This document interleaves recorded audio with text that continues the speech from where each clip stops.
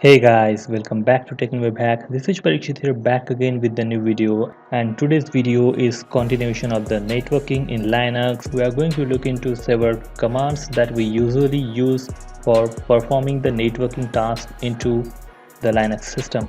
So there are a couple of commands that we are going to look in today's video, and that is like ARP and Traceroute or route and the Netstat command.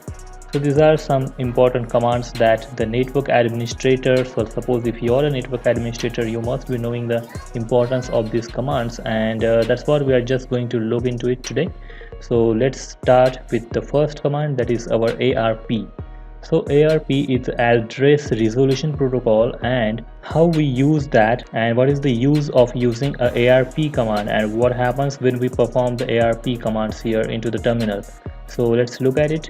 ARP and -H, so it will show you the help, means what are the options that you can perform with the ARP command, and you can see there are a couple of options that you can use along with. So usually ARP command is used for checking the IP address associated with the particular MAC address. So whatever the machines that we have communicated with, their IP addresses along with their MAC addresses will be there. So this is where all the identification of the machines and transfer of the data or packets will happen to particular machine. So in this case, if we want to check what is the list or what are the machines that we have in our ARP cache where our address resolution protocol will work, so you can just use like ARP and -E, so it will show you in the Linux.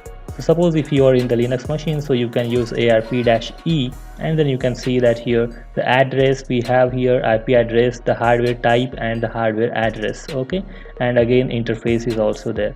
So this way you can find whatever the machines that you have communicated with, their IP addresses along with their MAC addresses. And now, as currently I just have the 192.168.225.1, which is the gateway address, and that is my router IP address, and that is the hardware address for my router. So suppose if I want to check what is the hardware address of my particular machine which is into the same network which I am, like let's say I just want to communicate with the Windows machines, so I will say ping 192.168.225.2 because that is the IP address of my Windows machine. So let's say enter, and you can see that I am getting a reply from there. So I will just see Control-C. So the communication has happened between the Windows machine, and I got the reply from the Windows machine for my TCP packet. So let's say now I will say ARP-E, and you can now see that 192.168.225.2 entry is added along with the hardware address. So now you can see that here I got the hardware address of my Windows machine. So this is like B010413ED487. So suppose if I get back to Windows machine and I am opening the command prompt and I am saying get MAC, so you can now see what is the MAC address for my machine. So you can see that here B010413ED4 and 87, that is exactly the MAC address we got in our Linux machine.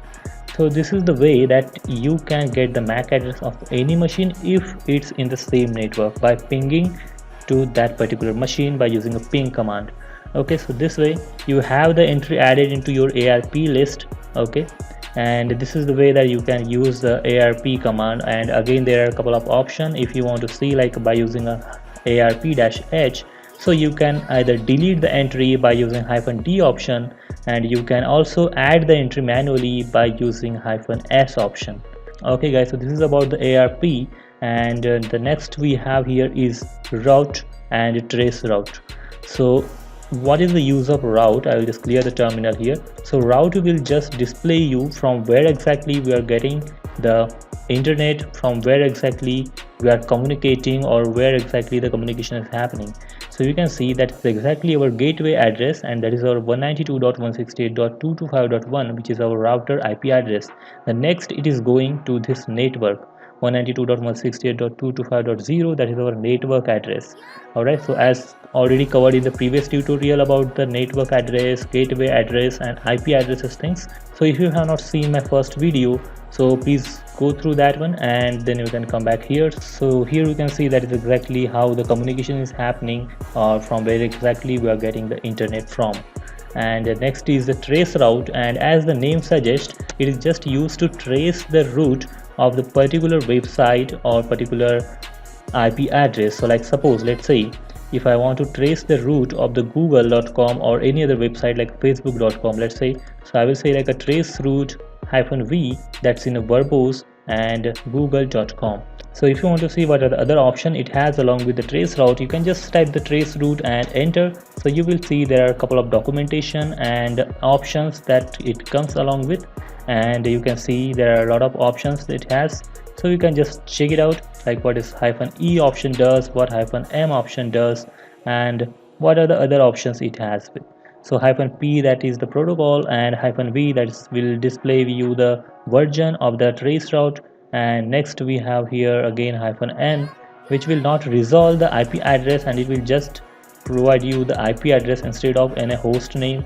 Alright, so you can just check that out by yourself, and I'll just clear the terminal. So I will just perform the command like a trace route, and let's say like a google.com.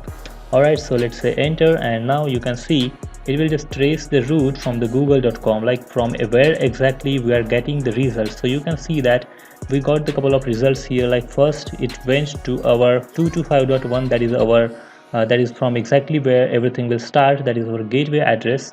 And next we didn't get anything, so that is hidden.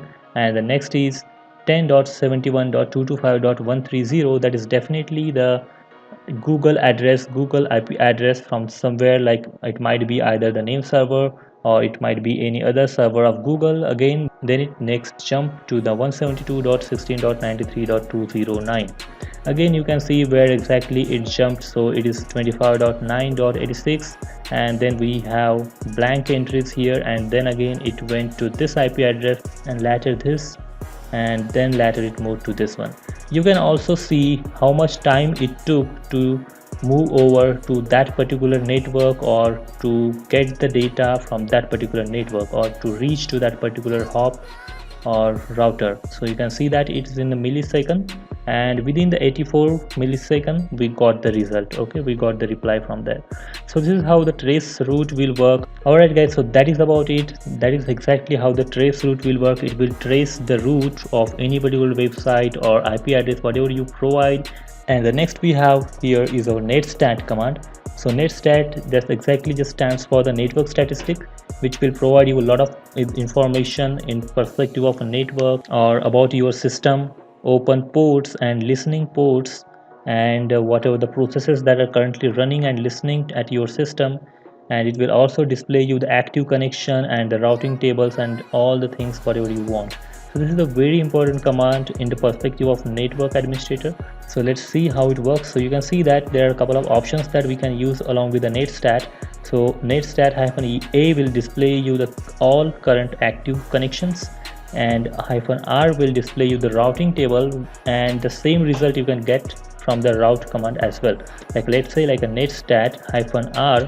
So this is exactly the routing table we have seen, which we have seen into the route command. So yeah, when I type the route command, you can see that we got the same result here. And so this is how exactly the netstat-r option will work. But netstat, you say enter, and you can see by default it has displayed us all the active connections.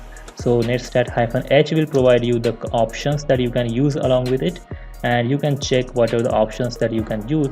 So -v for verbose, and then there are a couple of options like -l for the only listening ports, that's what exactly it will display, and then -c for the caches, and then -e for extend. Okay, so -r will show you the route, that's exactly we have seen, and -i for the interfaces. But yeah, there are a couple of other important options that I will show you here today. So let's say like a netstat. So suppose now if you just want to check all the current active processes of your system, so I will say netstat-a, which is for the all active processes, and say enter. So you can see that we got the data here. So you can see that the flags, type, state. So what is the state exactly? So state is now listening, and what is the path? So what is the service that is particular listening? You can see it from here. So here we do not have the process ID or program name, but if you want to check that, you can just type -p here, along with the -a, so all the processes along with the program ID and program name will display. So let's say enter, you can see one more column is added, and that is exactly our program ID here, and this is our program name. So by this way you can check all the active processes running along with their program ID, along with their program name, and the state for that particular process. Okay, whether it is listening or it is connected or what exactly. Okay, so next is if you just want to check all the TCP connection, so you can queue here like -t, or you can just put it over here just like that T, and all the processes with only TCP connections will display here. So currently we do not have that, and that's the reason we do not see it now. And next, if you just want to check all the listening ports, so you can just type -l and you can just enter. So all the listening ports will only display here. You can see that the state is only listening and the path is given over here. So if you want to check their process ID as well, you can just type a P along with -l and say enter. So you can now see the program ID of the particular processes and the program name. Okay, so this is how you can use the netstat command along with the different options, and then you will get to know how exactly the netstat command is powerful and how you can use it along with a couple of options to get exactly the data what you want. Okay, so next is like, suppose if you just want to check the TCP protocol which is listening, so if you just say like LPT, which is only for the TCP protocol, so enter, and then you can see we do not have currently any TCP protocol listening. And the same way you can also check for the UDP protocol, and you can see that we do not have anything at all.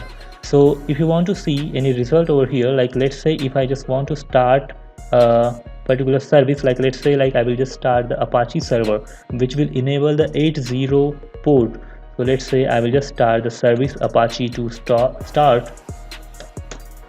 Okay, let's start this service, and now it started. So you can now see I am just checking for the LPT, which is for the listening port of TCP, and you can see now we got it. Yeah, we got, there is a one service that is listening and TCP 6 and HTTP. So port number 80 is now open, and that is the listening. Okay, so you can see the state is listening, program name is Apache 2, then program ID is also given here.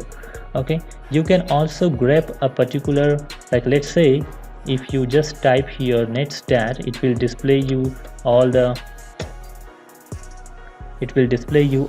currently running processes. And if you want to just see a particular process which you want, so you can grab it by using grep command. So let's say like a netstat, and then you want to grab it from the netstat.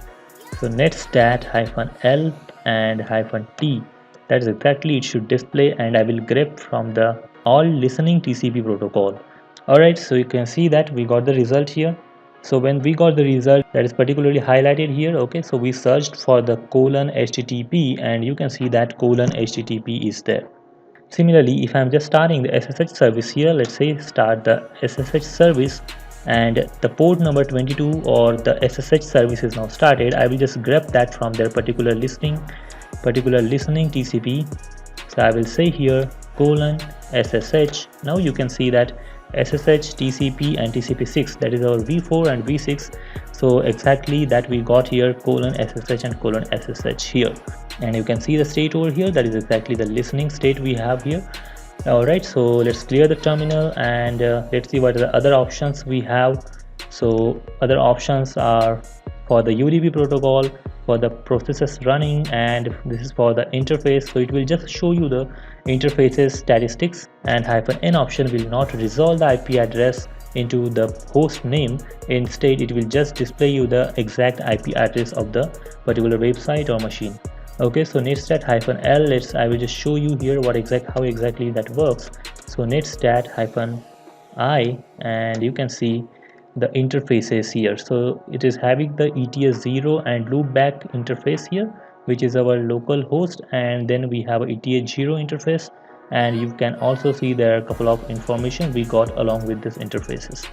Alright guys, so this is exactly how the netstat command will work, and you can use this couple of options to get the information you want in your way. Okay, the next we have also seen about the ARP and route and traceroute command. Alright guys, so this is about it. We have just covered the ARP, traceroute and Netstat command into this second tutorial of our networking in Linux. I hope you enjoyed this video and I hope it was helpful for you. If you like this video, please hit the like button and subscribe to the channel and press the bell icon so that you will not miss the next videos. So alright guys, I will meet you in the next tutorial of our networking in Linux with some other interesting topics and other interesting networking commands. So thanks for watching. Have a great day and bye bye.